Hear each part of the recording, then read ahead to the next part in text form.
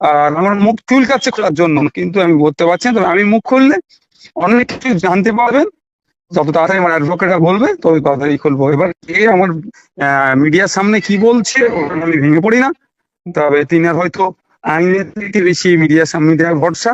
এর থেকে একটা জিনিস বোঝা যাচ্ছে, আইনের দ্বারস্থ হওয়ার পরও মিডিয়াতে মুখ খুলে আমার ইমেজকে মেলাইন করার চেষ্টা হচ্ছে। তবে দিনের শেষে সত্যের জয় হবে, এটা আমি মনে করি। Not hello. কি বলছেন? হ্যাঁ, বলুন।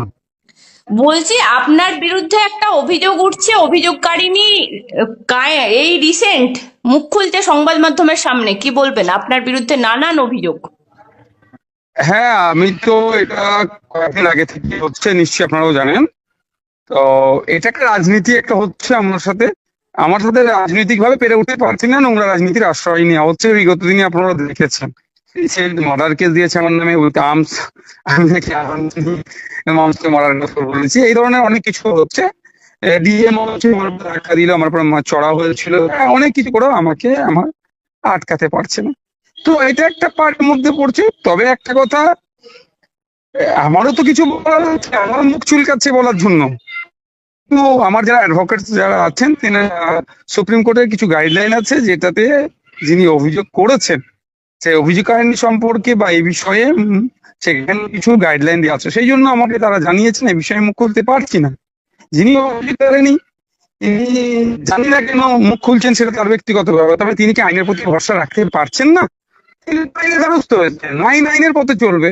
আমিও তো উচ্চতর আদালতে গিয়েছি, ভরসা আছে আমার। আমি একজন দায়িত্বশীল জনপ্রতিনিধি, সেই জন্য আমি এই বিষয়ে মুখ খুলতে পারছি না। আমি দুঃখিত। আমার অ্যাডভোকেট যখন আমাকে জানাবেন আমি অবশ্যই মুখ খুলবো।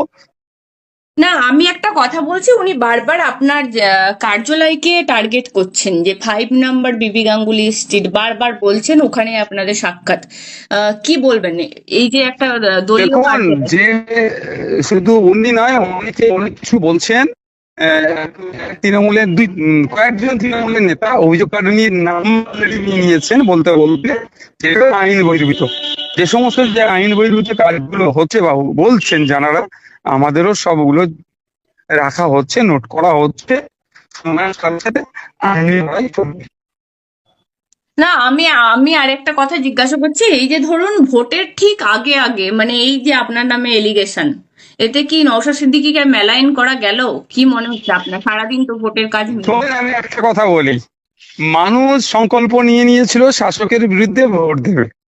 শাসকের অত্যাচারের হাত থেকে ভোট নিস্তার পাওয়ার জন্য গ্রাসরুট লেভেলে যেভাবে সাধারণ মানুষের উপরে অত্যাচার করেছে এবং কাটমানি খেয়েছে, এবং এদের পরিষেবা দিতে গেলে সেখান থেকে টাকা আরেকটা জিনিস আমার খুব জানতে ইচ্ছা আছে, সব্যসাচী দত্ত ভাঙড়ে দায়িত্ব পাওয়ার পর মানে উঠে পড়ে লেগেছে নাকি আপনাকে মেলাইন করার জন্য? জিজ্ঞাসা করছে, আমাদের মনে প্রশ্ন জাগে। দেখুন, ওনারা তো দলের পাতা পাচ্ছে না হয়তো।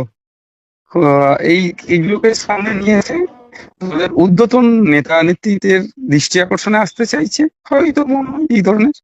তবে একটা কথা, গণতন্ত্রকে মান্যতা দিই, দেশের বিচার ব্যবস্থা আইনের প্রতি ভরসা আছে। দিনের শেষে গণতন্ত্র